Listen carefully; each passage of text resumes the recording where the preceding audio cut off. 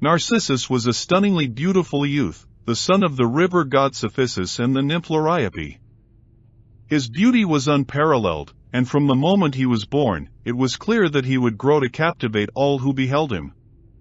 When Narcissus was still a child, his mother, Liriope, worried about her son's future and sought the advice of the blind seer, Tiresias. The wise prophet delivered an ominous yet cryptic prophecy: he will live a long life, so long as he never knows himself. At first, Liriope was relieved, for she believed it meant that Narcissus would be safe. Little did she know the true meaning of Tiresias' words and the tragic fate that awaited her son. The allure of Narcissus. As Narcissus grew older, his beauty only increased, and so did the admiration and love of those around him. Young men and women alike fell hopelessly in love with him, bewitched by his perfect features, golden locks, and piercing eyes. Yet Narcissus, proud and arrogant, had no interest in reciprocating their affections.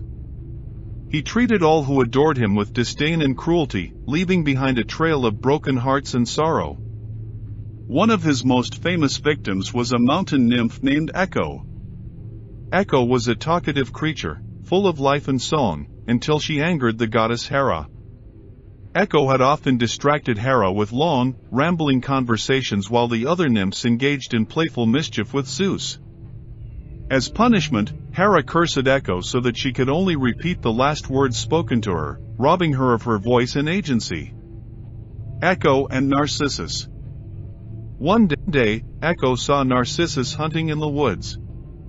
She was immediately entranced by his beauty and followed him, longing to speak to him but unable to initiate a conversation due to Hera's curse. When Narcissus called out to his companions, Echo eagerly repeated his words, hoping he would notice her. At last, she emerged from the trees and tried to embrace him, but Narcissus cruelly pushed her away. "Leave me alone," he scorned, his eyes cold and unfeeling. "I would rather die than let you touch me." Humiliated and heartbroken, Echo fled into the forest.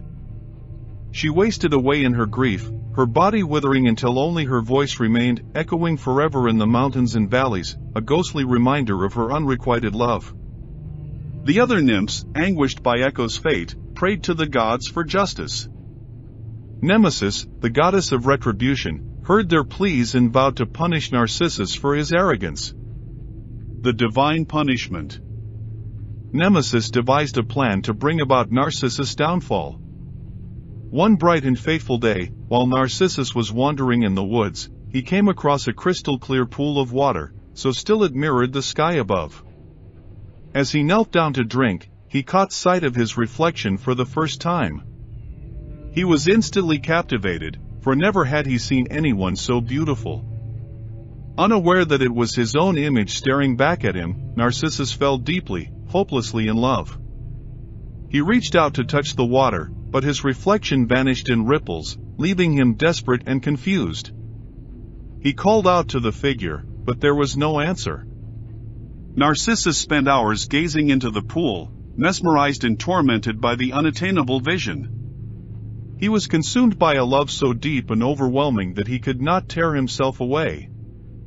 Every attempt to reach his beloved reflection ended in futility, and he became increasingly distressed. The agony of unfulfilled love. Days and nights passed, but Narcissus refused to leave the pool. He forgot to eat, sleep, or care for himself, entirely devoted to the reflection that could never love him back. His once glorious beauty began to fade as he withered away, but his passion remained unrelenting. He wept, and the tears fell into the water, distorting his beloved image. The anguish of his unfulfilled love tormented him endlessly, and he could not escape the prison of his own making. Finally, on the brink of death, Narcissus realized the truth of his condition. He whispered a sorrowful farewell to the reflection, his voice trembling with despair. "Farewell, my love. Farewell, my beautiful self." With these final words, Narcissus succumbed to his longing, and his spirit left his mortal body. The nymphs who had once adored him found his lifeless form beside the pool. Moved by his tragic end, they prepared to give him a proper burial. Yet, when they approached, they discovered that his body had vanished. In its place, a delicate and beautiful flower bloomed, its white petals surrounding a golden center. The nymphs named it the Narcissus, in memory of the youth who had been consumed by his own reflection. The legacy of Narcissus. The story of Narcissus became a cautionary tale, a reminder of the dangers of vanity and self-obsession. The pool where he had perished remained calm and reflective, forever echoing the tragedy that had unfolded on its banks.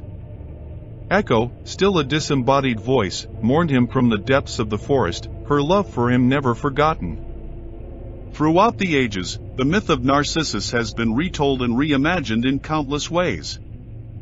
It serves as a reflection, quite literally, of human nature and exploration of the fine line between self-love and self-destruction. Narcissus' story invites us to ponder the balance between appreciating our own worth and becoming ensnared by our ego.